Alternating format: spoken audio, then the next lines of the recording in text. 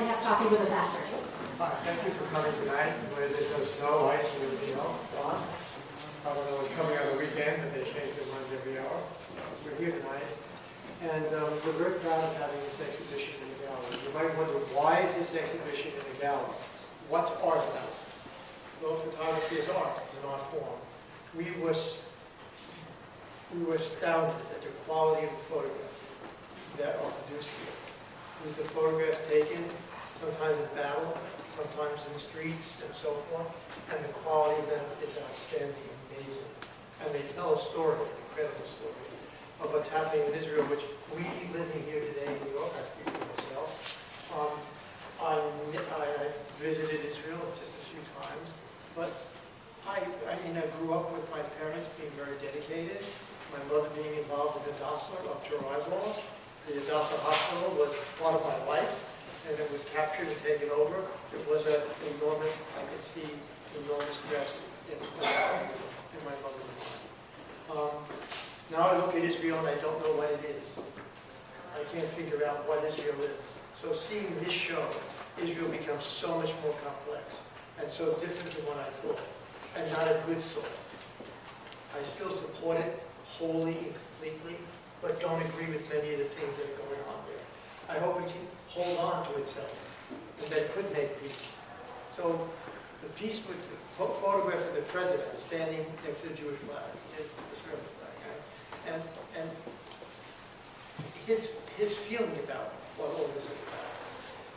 I had the opportunity right before the president ran for a second term, before he was ready to really run, at a restaurant in New York. A group of Jewish people were asked to come.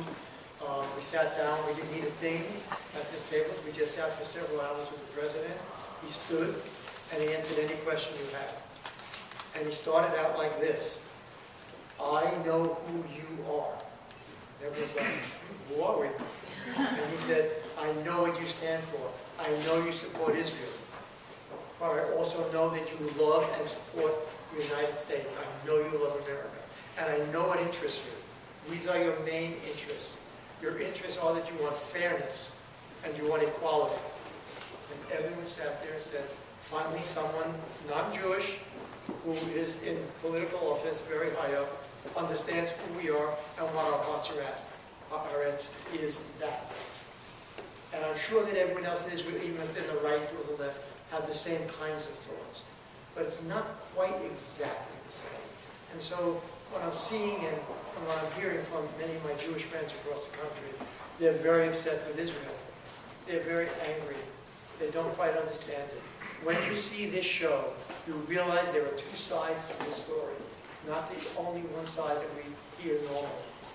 So when you see how people are living and so on, I'm not taking one side or the other. I'm just saying there are two sides. And without healing those two sides, which many American presidents have tried, well, hopeful presidents, including Hillary, have tried. No one can get through. No one can make this happen. And in Israel, maybe even it seems almost impossible now. But hopefully it's not. Because we need this to be at peace. We want Israel to live on. We want it to have a long life where it is, and so on. But what you see is when they stood against the president, which they did, when he was trying to make an agreement with Iraq, he really was, the president was really under pressure. And when a wealthy Jewish individual, who's on the picture next to the president, when he arranged for a meeting in New York, House in Washington, the first time that was done that way with Israeli, they broke a code we had between us. The code was, Israel do or die, no matter what. We support Israel and we want it to live. We give it everything we have, everything we can, and if they're in trouble, and we ask our legislators to help Israel. And all of a sudden, Israel was politicized, right against left, in signing the treaty, which the country was against only through its ruler, through its top official. And I have spoken to many friends again across the country who said, I'm not sure I'm ever going to now, as long as he's in office, support this country. That is a really terrible thing to be hearing, because it's not what we want and not what we need and not what the future should bring us.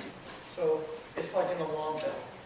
So this show, coming from the history of our arts and all the things that all the meanings and so on, the battles going on, Jews against Jews in different ways, Jews and Arabs against each other, Arabs against Arabs, all those things that were going on. And this show begins with the death of Rabin, who had just made peace. I was there that day in the Rose Garden when they signed the agreement in Washington. And we thought that maybe there were a few things left over that weren't quite solid. And we were worried, maybe this will not hold. And then we began to think it should hold, it will hold, and so on. And I've heard different answers back and forth. Until this exhibition, when I met many Israelis, politicians and I said to them, would this have failed, even if he had lived, if Rabin had lived? And the answer is, it would not have failed. He would have made peace no matter what. So now we see that on our side, ultra-religious folks, who are here as well, they have a different view that God gave them this land. God gave us this land in the Bible. It's years and generations later. Our people lived there.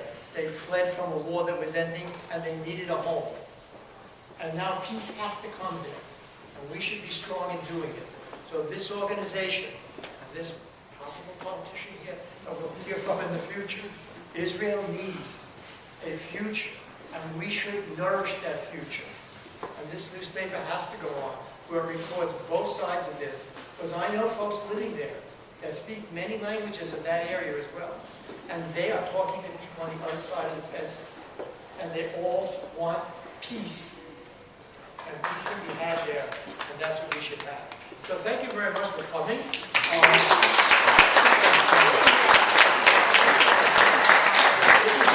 It's great to have you, and you can spend as much time as you want to look at